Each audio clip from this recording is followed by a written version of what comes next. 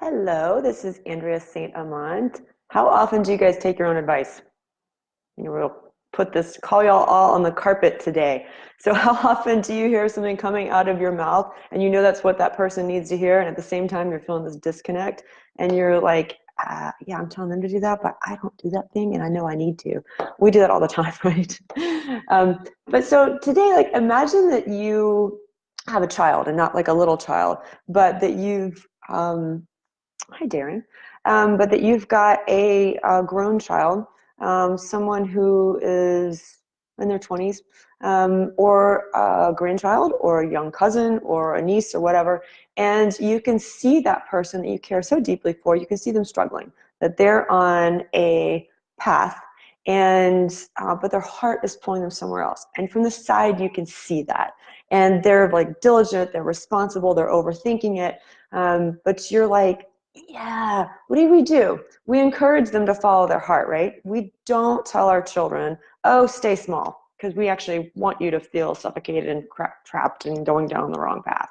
No, we don't tell them that. We tell them, like, we don't tell them to ignore their heart. We tell them to listen to their heart. We tell them to follow their heart. We tell them to spread their wings and fly.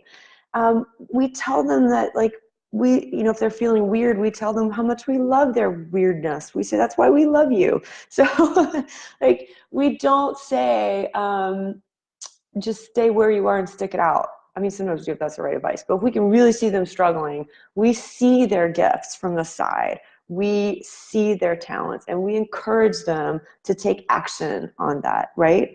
So we also tell them, it's okay if you're not perfect. We say, it's totally okay if you spread your wings and you jump out of the nest and you fall flat on your face. We're like, that's okay. That's going to happen, right?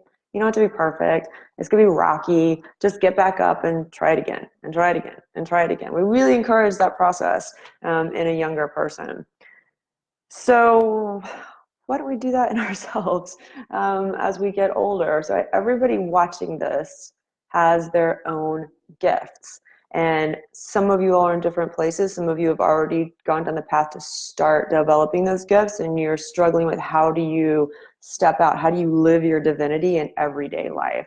So this weekend, I want to challenge you to take some time and actually think, like, look at yourself from the side. If you're your own child and you can see your own child struggling with having gifts but not developing them, or not knowing where to go, or not knowing what to do, what's coming up next, what would you tell yourself? My guess is that you would treat yourself with so much more tenderness and forgiveness. You would tell yourself to fly. You would give yourself respect. You would tell yourself to invest in yourself immediately. Don't waste another moment. You would see all the potential that you have, and you'd really want you'd really want that to be encouraged. You would encourage yourself. So I think, like, on one hand, you would take yourself more seriously, but you would also tell yourself to lighten up and go for it. Just rip off the Band-Aid and go, right?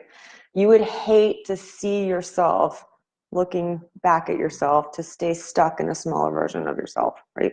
So whatever that is, if you were your own child, whatever it is that you would be doing differently, think about that this weekend and do it. Because until you start doing that thing, you're not being a good role model. You're just not. You're not being the best you. You're not stepping into the version of yourself that you need to be in order to learn and pass down wisdom to the people we're here to pass down wisdom to. And that could be your children, your grandchildren, your relatives. It could be your clients, your colleagues. We're here to serve other people once we get wisdom under our belts and pass that along, not stay small and in the dark along with everybody else who's staying small in the dark.